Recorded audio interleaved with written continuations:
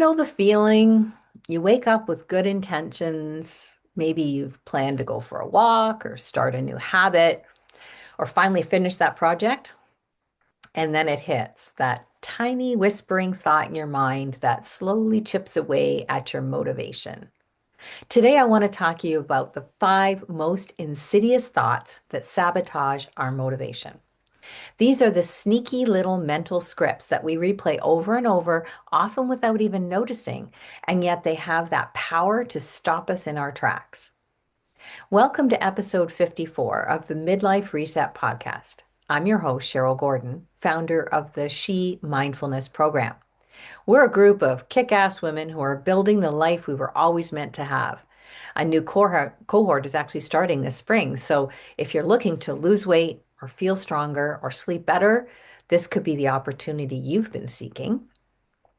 But back to those five insidious thoughts.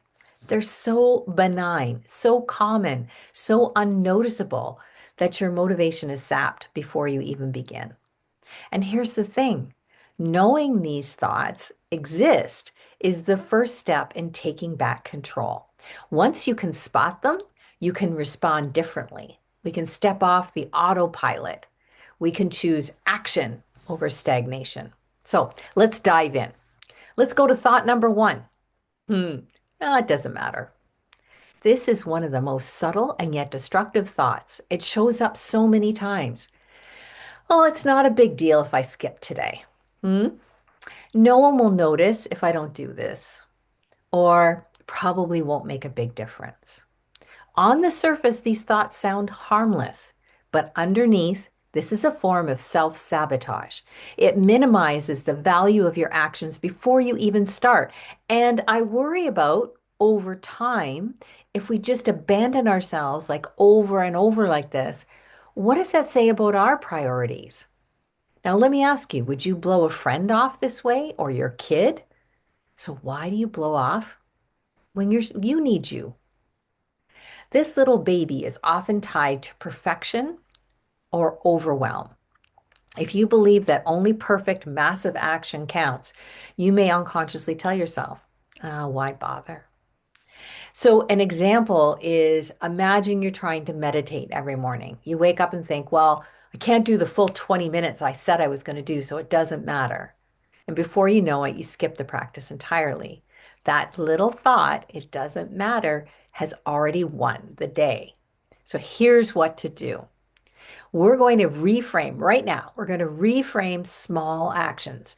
Instead of, it doesn't matter, think every little bit counts. 5 minutes of meditation is still 5 minutes more than yesterday. And this is such an important point here. I always tell myself, just move the stick down the road a little bit. I know there's so much more work to be done. But you know that old saying, a journey of 1,000 miles begins with the first step? Who was that, Confucius or something? But it really is true, right? You want to focus on the momentum, not perfection. This is so hard for me. Motivation grows when you act, even if it's imperfect. The act itself is the reward. We think we need to get motivation before the action, but motivation actually comes from feelings of happiness, confidence, enthusiasm. So just taking that first step, even if it's tiny, generates thoughts like happiness, confidence, and enthusiasm. Now we're on the road to momentum. So ditch the perfectionism, my friend. And you want to create visible wins. So it might be a very small thing like that 5 minutes of meditation. But what are you going to do to celebrate the fact that you actually showed up with 5 minutes of meditation? It is worth celebrating. And you do have to do that in order to work with your habit brain and work with this motivation kind of system that we have wired in. So crossing them off a to-do list. That can be a motivating thing. Writing it down in a journal. I did my meditation today. I'm feeling good about that. And another thing that I use all the time is stickers. You know, those kind of stickers that kids get on their homework and stuff like that, or at day camp? I have a whole bunch of those. Good job. Way to go. Keep trying, and I put them in my journal. Sounds silly, but the little girl in me really digs the stickers. Remember, the smallest consistent steps can create the biggest changes over time. I read a lot of books and listen to a lot of podcasts from really successful people. The ones that you're seeing on bookshelves, the ones that you hear about all the time. And you know why that they have all those things going on for them? Because they didn't quit. They found the secret to motivation. So that's the first thought. It doesn't matter. Ha, we torpedoed that one. Thought number two, and this is a big one. I don't know how. This thought often masquerades as humility or honesty, but it's really a fear-based saboteur. It shows up like this. I don't know how to start a workout routine. I don't have the recipes to cook healthier. I don't know what to eat. I don't know how to start writing a book. I don't know how to publish a book. I don't know how to edit a book. And here's the trap. If you focus on the not knowing, you stop thinking about what you can do. Your mind will freeze in a loop of uncertainty, which feels like a very real and urgent reason to do nothing. When I started this podcast, I had no idea. No, really, no idea. But I told myself, I'll figure it out. And here we are. 1 year later, I'm still figuring it out, but I didn't know how to do it. I just knew it was a good thing to do to get to where I wanted to go, to share information with women like you. So I'm going to figure it out. If you wait to know everything there is to know about doing something, or take another course or something like that, or get another book, you just run every pitfall through your nervous system and create all the disaster scenarios. No wonder you feel stuck. You can't get out of the cave. So start small. Just do something to push that stick down the road. Here's an example. I had a client who wanted to start strength training, but kept saying, I don't know how to use all those machines. I don't know the right exercises. I don't know where to start. And the longer she rehearsed these thoughts, the longer she delayed getting to that gym. Eventually, after learning all what we're talking about today, and of course, all the other stuff through the She Mindfulness program, she crafted an action plan. So her action plan was to start at home with 5 pound free weights, build up slowly based on what she learned in the program. And I talked a lot about this, by the way, last podcast, episode 53, I think it was. And she got some big high fives in our private community that we have within the She Mindfulness program. We have accountability partners, and we have group sessions that we get together. And she got a lot of support from the community. And this really helped her find the positivity around this, which built her momentum. She just needed to know what to do first, and then take one small, clear step. She needed to break that weight training down into just like 5 squats with 5 pound weights, and then build a progressive plan over adequate time. She put numbers down. She like calendared things in with dates and stuff. That's how she did it. So here's how you can fight that, I don't know how, that insidious thought. You want to shift focus from knowledge to action. Instead of I don't know how, just I can do one thing today. There's got to be one thing you know how to do. When I wanted to start a podcast, I just Googled how to podcast. That was one thing I could do that day. When she wanted to start her weight program, there was one thing she knew how to do, and that's pick up a 5 pound weight and do 5 reps. So you know how to do something. You don't have to know how to do everything, but you know how to Google it. And you want to break it down and focus on that very first tiniest step.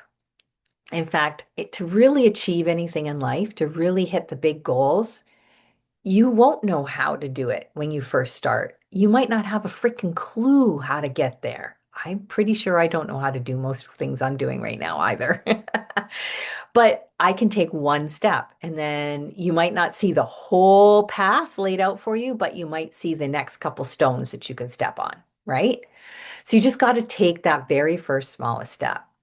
And you can leverage your resources. There are people you know, places to go, reference materials to access. You can, tap into your network, ask for help. That's really hard for us women because we're used to being the one that helps everybody else. Sometimes you got to hire a coach. Knowing a little is enough to get moving. So I really think that's where the She Mindfulness program can come in for a lot of us because it just gives you that structure to build step by step. So getting some help, leveraging some of your resources.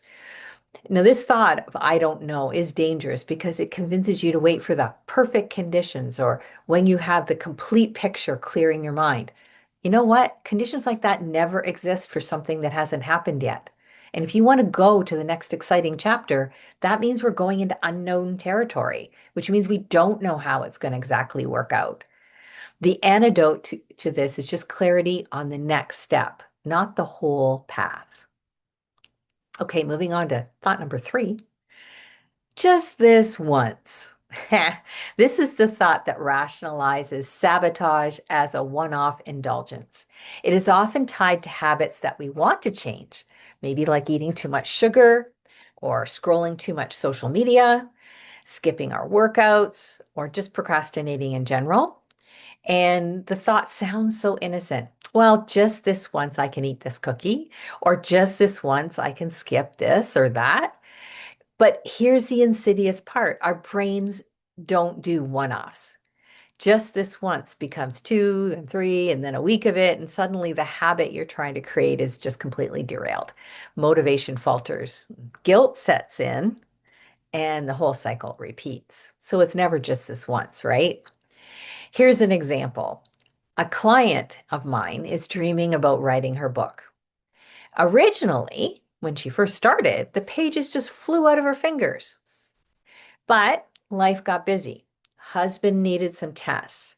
One of the kids went through a tough breakup. There was a kitchen renovation. So what happened in her brain was just this once, I'll skip writing. And then just this once led to 2 skip days. And within a week, she felt like she'd fallen off the wagon completely. And what with the stress of all the other things she was dealing with, it was just too hard to climb back up on that mountain alone.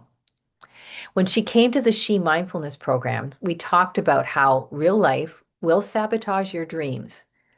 But here's specifically how to apply the tools so you don't lose track of your goals.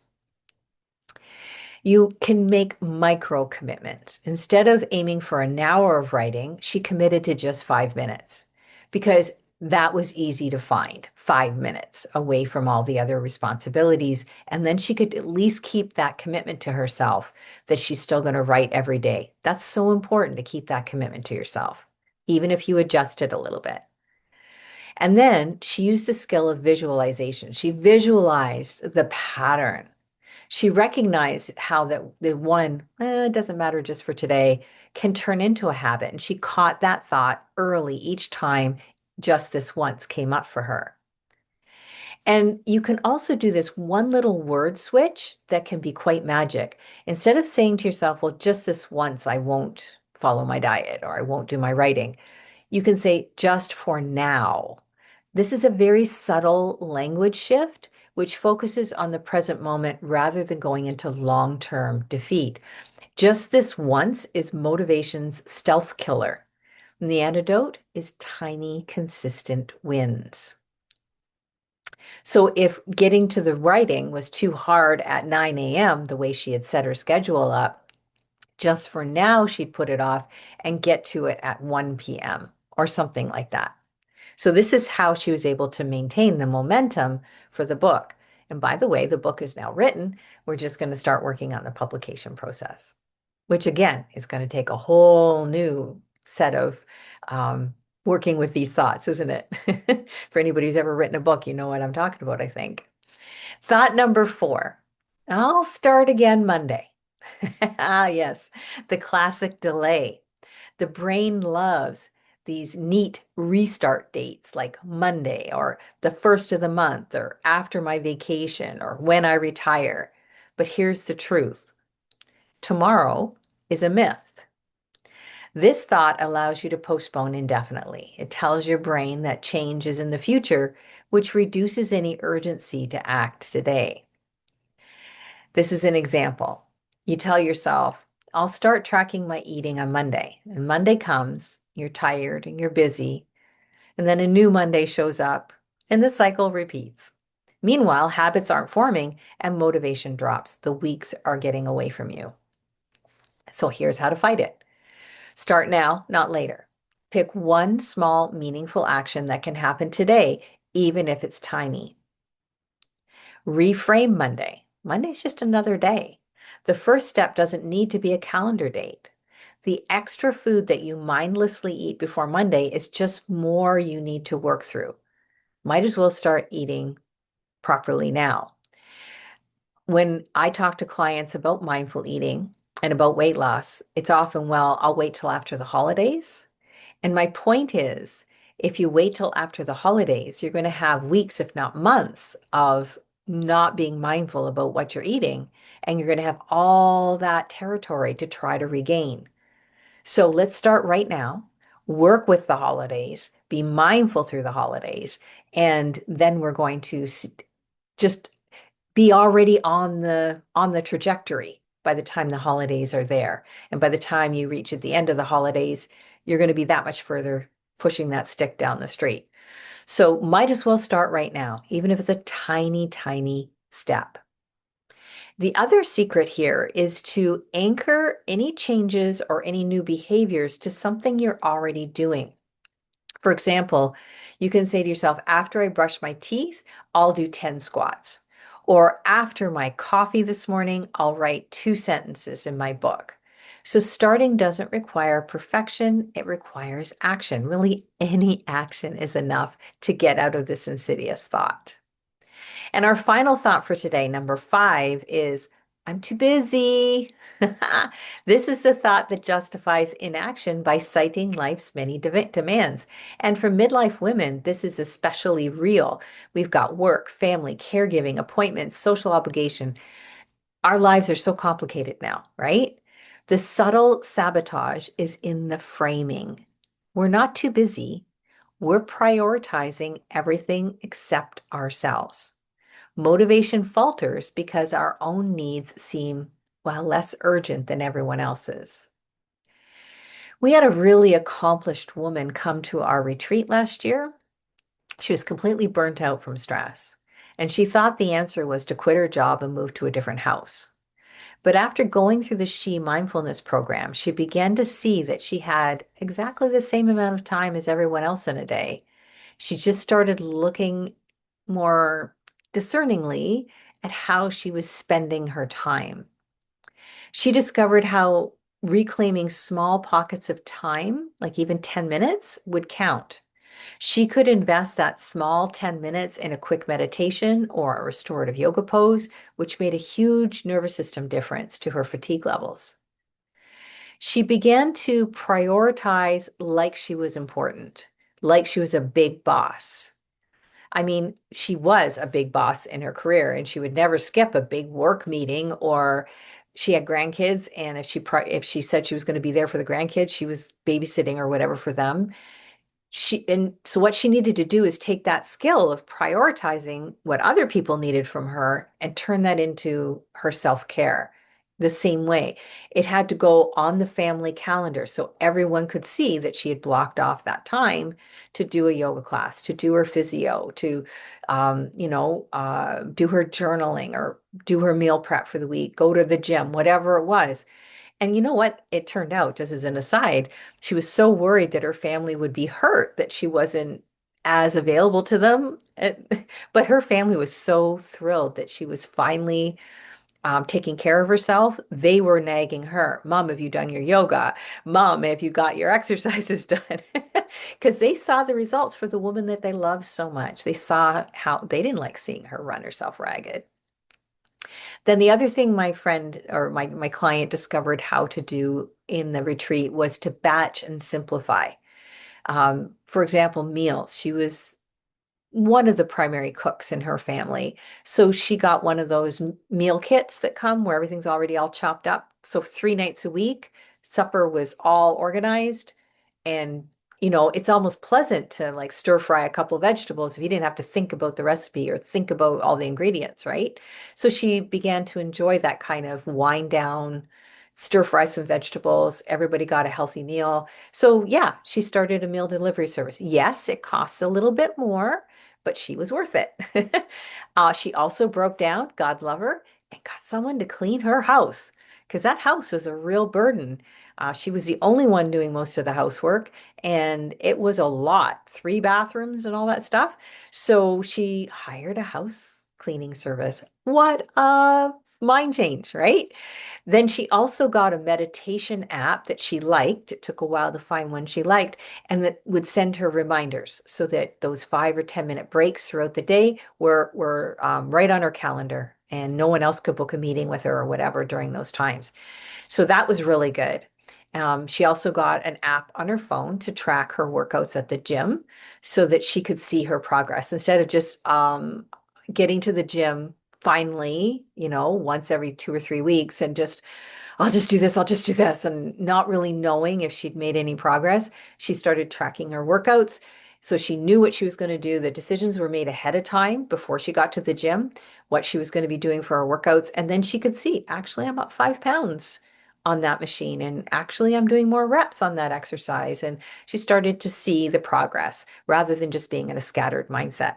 So these different systems that she put into place, like a big boss, gave her clarity, priority, and consistent small actions. So let's put it all together. There are 5 thoughts. It doesn't matter. I don't know how. Just this once. I'll start Monday. Or, oh, I'm too busy. They're deceptively simple, but left unchecked, they sabotage your motivation day after day. So here's the good news. Now that you've recognized them, half your battle is won. Once you can spot the thought, you can choose your response. So remember, the first step is to notice the thought. You're going to pay attention to your self-talk. And if please don't judge yourself for thinking these thoughts, they're 100% normal. But awareness is your first act of power. The second thing is you're going to reframe the thought. It doesn't matter becomes every little bit counts. I don't know how becomes I know one small thing I can do today.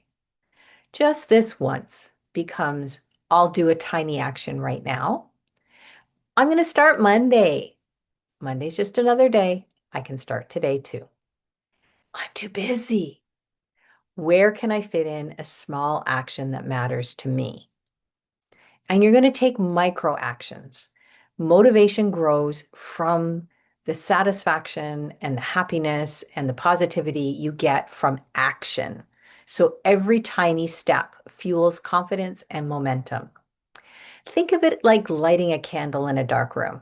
The flame doesn't need to illuminate the whole space, but it shows you the next couple steps forward, right? So motivation is not a mysterious force that some people have and other people don't. It's the result of mindset, small actions, and attention to our thoughts. If you've ever felt stuck or overwhelmed or frustrated that you can't get motivated, know this, it's not a personal failure. It's your brain running habitual scripts. Scripts can be rewritten. By noticing these 5 insidious thoughts, reframing them, and taking tiny, consistent actions, you reclaim your power. You take control of your day, your habits, and ultimately your life. The beauty? Once you start recognizing and countering these thoughts, motivation stops being this elusive, frustrating thing. It becomes something you can create and cultivate and sustain.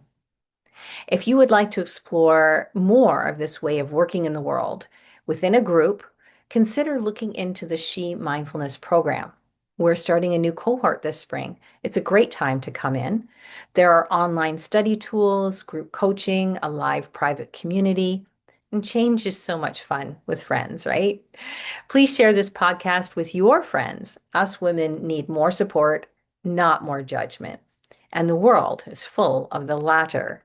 We'll see you next week. Hey, girlfriend, I'm so glad that you're listening to this podcast. But I wonder if you wanted to take the work a bit deeper. Would you like to feel lighter, sleep better, and wake up energized again? Join my 60-minute free masterclass to learn the 5 steps that help me lose 25 pounds, reset my body, and finally feel calm, strong, and confident again.